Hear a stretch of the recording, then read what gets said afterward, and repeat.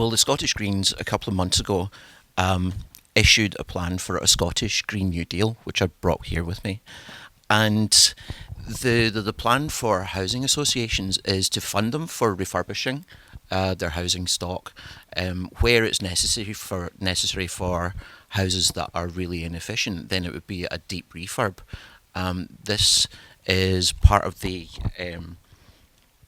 plan. It would be financed by the Scottish National Investment Bank, and what we would do is to refit every house that we possibly can to the most efficient standards, and set the standards for new build housing to at least the environmental certificate C grade.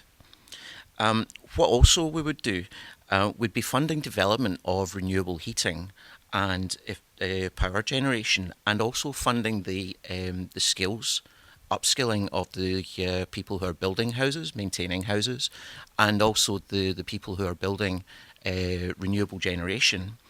We'd be shortening the procurement links by trying to develop sustainable engineering expertise and materials in Scotland with, for example, tree planting and the efficient farming, ecological farming. And what that would do is it would save money for the housing associations by reducing the length of their procurement links.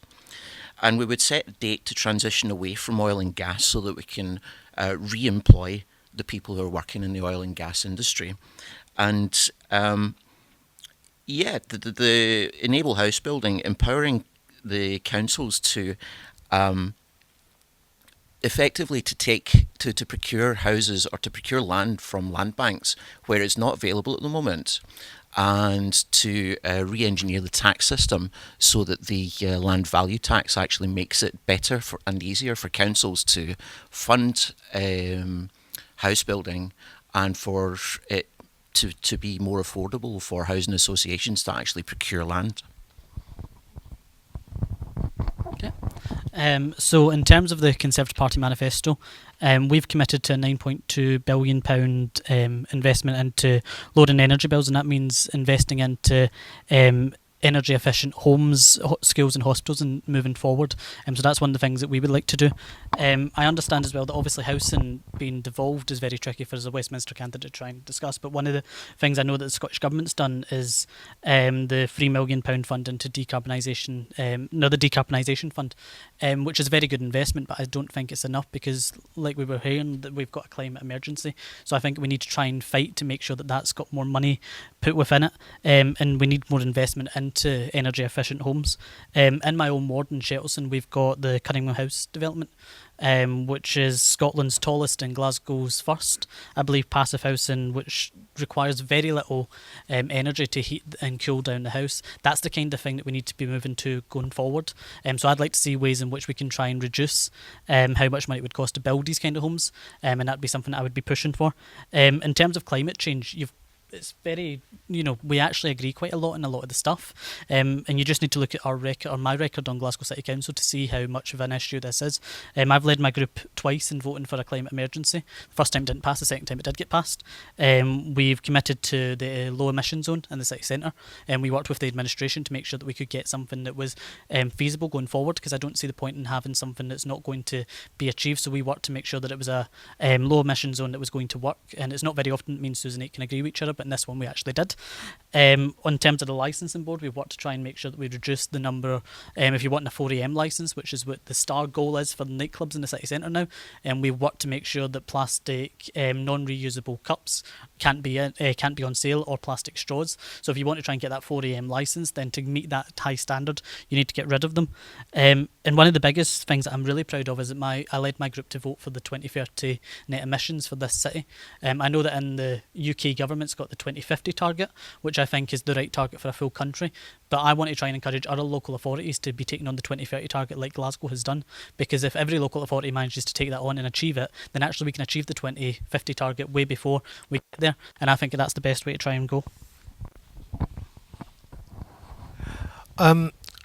I suppose you could say that you'd be aware that the Scottish Government has got a particularly good record over the last few years of pushing the question of climate change right up the policy agenda, and we've invested a lot of money in retrofitting and investment in social housing. We've got more social housing, obviously, than we've had for a long time in this country. But part of the policy mix we put in this manifesto is we're talking about a just transition, a Green New Deal. We have a Just Transition Commission. We've set up a Scottish National Investment Bank, which will be able to invest in Green Deal projects. So we're hoping that a portfolio of £3 billion worth of investments into renewable energy-based waste and construction management projects will be funded from that growth. It's under a label called Green Growth Accelerator, which is something I don't like myself, but it makes the point that it's the government investing its money, putting its money where its mouth is, to make that transition happen. And we've set the most ambitious climate change targets in the world. In my view, as a socialist, I want that to happen much faster. I want us to get to the 2030 target for the country and for the UK as a whole. And SNP, MSPs and MPs will fight for that in Westminster if they're elected, to get that target achieved much sooner. And I'm very glad that we have unanimity across the council that we'd like to do what we can with our operations by 2030. We've had Extinction Rebellion advising us as part of our advisory committee in the council as to how to take these measures forward. I suppose we can say that there's a lot of things you can say about how policy is presented. I don't want a greenwash policy. I would like us to go a lot further, but I don't want to be overly critical, because I agree with what you've just said, but the trouble is that your leader has voted 18 times against progressive climate change legislation in Westminster. He's rated 0 on this Guardian optic about how MPs have actually voted on climate change reduction bills in Westminster. So if that's who the guy leading the party is, I don't have much hope that government is going to take climate change as seriously as we might, but let's hope we can influence as much as we can. I was pleased that in terms of an assessment of all the political parties' manifestos, that Labour's, in terms of the challenge around green energy and the addressing the issue of climate change, actually scored the highest. So I think that's testimony to the work that's been done in policy terms by Labour members over recent years. I don't think you need to lecture housing associations about what they can do, because for the last 40, 50 years they've been incredible proponents of innovation and change in Glasgow, in particular taking over particularly challenging interwar tenemental properties that most people have given up on, and actually retaining those in the community and addressing that.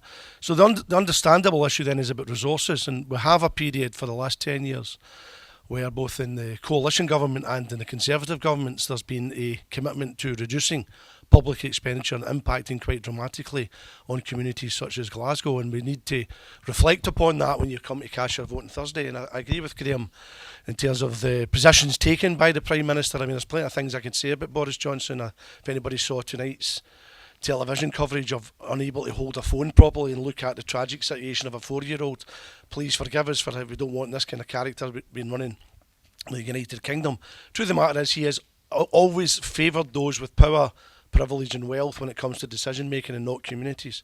So what Labour would want to do is 3 fundamental things. One is use the resources that we have, and there is resources in the UK to tackle these issues in terms of a national transformation fund, retrofitting an incredible number of properties, ensuring there's £10 billion available in Scotland alone to try and invest in the properties that as housing associations across this city alone that require that level of improvement. So we need to try and change that. The obvious benefit of that is that people will get jobs out of it as well. So if you have a very committed strategy that's also about creating local employment and working with local suppliers, the kind of generating impact on our wider local economy can be extremely positive. There's a number of other areas that Labour is committed to, or maybe touch on in later contributions, but fundamentally it's about, do we see, as I said in my introduction, do we see housing as a social good? I do. Do we see housing as something that matters to people's lives? Of course it does. And do we see housing as something that can transform many of our communities? Now, I used to represent in the Parliament the area that covered the Gorbals. Now, my family originally were from the Gorbals. You walk round the Gorbals now and you wouldn't know what the social housing was, what the private ownership was. The level of investment that's been made there is miles better than anywhere else in the UK, and that's because there was good community-based housing associations, good partnerships with local councils. And this is the other fundamental point. Funding housing associations properly to try and get them to the subsidy level. I was a housing minister for a period in the Scottish Parliament. If we had the subsidy level that was available when I was a housing minister now in Scotland, there would be a dramatic shift in the investment for houses right across the country, and we could easily outstrip what the SNP have proposed in the recent years. So there's a real challenge here to governments to put their money where their mouth is, and certainly in our manifesto we're committed to unleashing public resources to create public good.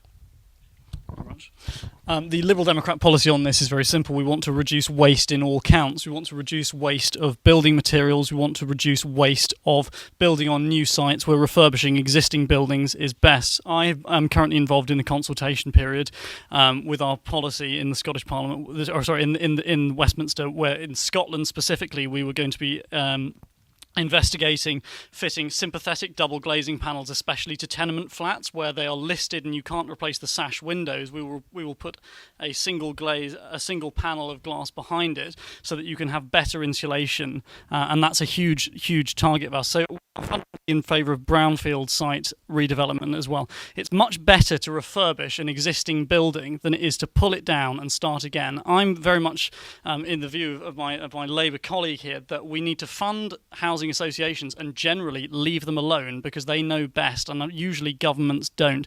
Each individual site is going to be different. So we're going to, one of our main policies on this is we're going to be scrapping VAT payable on refurbishing historic and listed buildings, and even buildings that are unlisted, where we can save save carbon footprint in this. The SNP, you mentioned that you're setting ambitious targets, but you failed in 2016 to insulate a huge amount of homes by 845,000. You missed. So what it is, it's not about promising the world. It's about setting realistic targets here, not promising the earth, not getting involved too much, and just following through with the plans. Okay, thank you very much.